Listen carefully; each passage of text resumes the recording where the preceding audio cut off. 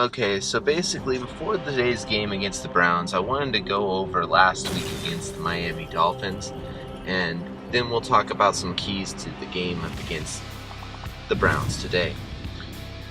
First, we're just going to touch on the last drive of the Oakland Raiders. Now, the last defensive drive, I'll give it to the Raiders. They played great defense all game long, and on a trick play, they completely baffled them, caught them out of position. And the player that was within the vicinity to make the stop on the play did not make the stop. And that's pretty much what led to it. If they could have stopped them on the 10, there was a chance that they could have held them out on that drive, but they didn't. And that led to the last drive with Derek Carr throwing the interception at the end of the drive to lose the game, which will eventually lead to the nail in the coffin with another big play right afterwards for a touchdown. Well, play number 1 in this play set, Derek Carr drops back, gets a little bit of pressure, steps up in the pocket, and throws incomplete, and it was almost intercepted on a pass to Martavis Bryant.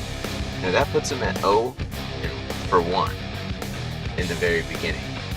That's a disadvantage right away. If you're already 0 and 1 as a passer on the drive set, that means that you're not starting off hot. You're going to have to create some fire for yourself as it goes on. Well, the next play, instead of taking another shot down the field, they hand the ball off to Marshawn Lynch for a 7-yard gain, which gives them a manageable 3rd and 3. Now, being 3rd and 3 because of the run is a better situation, but they almost got picked off the play before. Now, on the next one, the next play in the drive on 3rd and 3, they throw incomplete again, but they call pass interference on a play to Jordy Nelson. Whether this was pass interference or not, I'm labeling this as a 0 for 2 for Carr on the drive so far. Even though they got the first down, there's a chance right there that drive is over, and it's Carr's fault at that point because he's gone incomplete.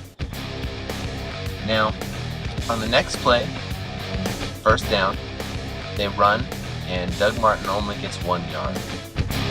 Now, I know that 1 yard doesn't seem like a lot, but in the game, the way that they were playing, because Marshawn came out of the game and he came in and immediately quick hitted him, that quick hit ended up leading to them actually having next play. They go play action. Exactly what Carr needed to get in a rhythm, but they needed more of this on this drive. Play action complete to Nelson for 16 yards on the play, and now he's 1 for 3 on this drive with a 16-yard completion. Not great stats if you're looking at it from a drive-by-drive basis or from the start of the game. You wouldn't think that he has the hot hand at that point. And again, incomplete pass on the next play to Martavis Bryant. Almost intercepted again. Martavis Bryant's not as good as everybody thinks he is, especially going up against a good corner. As soon as they put a good corner against him, it's not the same thing. Next play, they pass to Marshawn Lynch, and he picks up the first down. Beautiful play by him.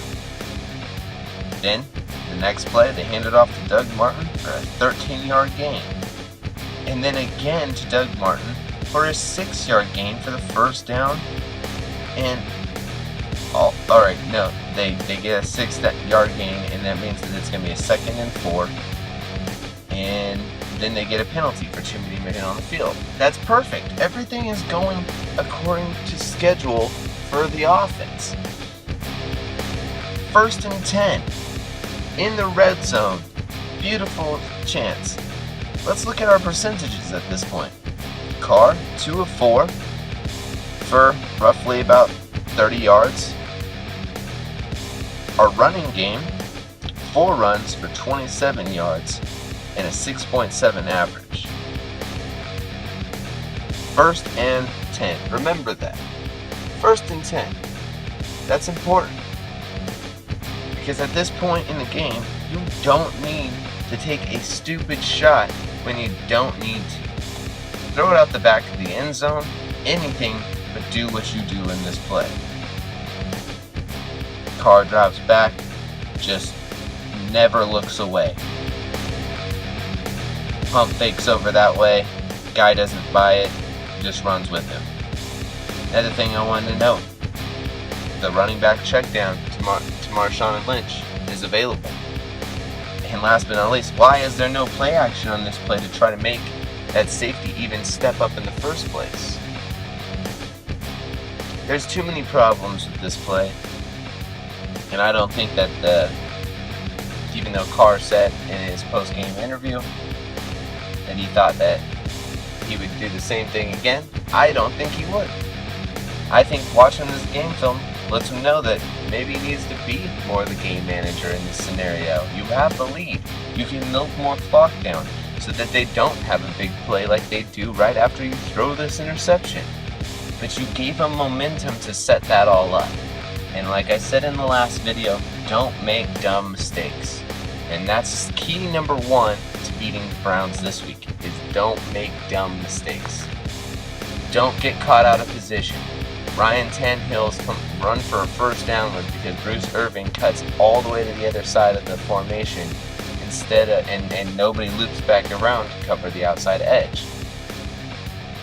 These things are dumb mistakes.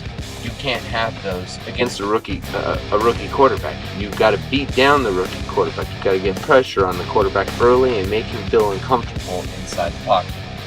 As long as they do that early and they can shut down the run game and make them one-dimensional, they have a good chance of winning this game.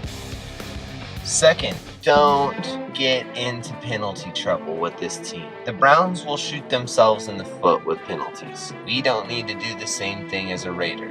As a Raider, you should be trying to make sure that you're staying clean all game long, no false starts, no holding penalties, and definitely no offensive pass interferences from Amari Cooper. Amari needs to light this game up, and that's number 3.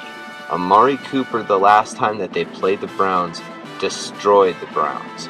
I don't see this changing. The fact that Denzel Ward's their best corner, and they have still young legs out there, the savvy veteran Nelson, and our tight end Cook should have big games as well. This might be the most complete game that the Raiders will play all season long. But they have to prove that they can do that. Derek Carr will get some favorable matchups.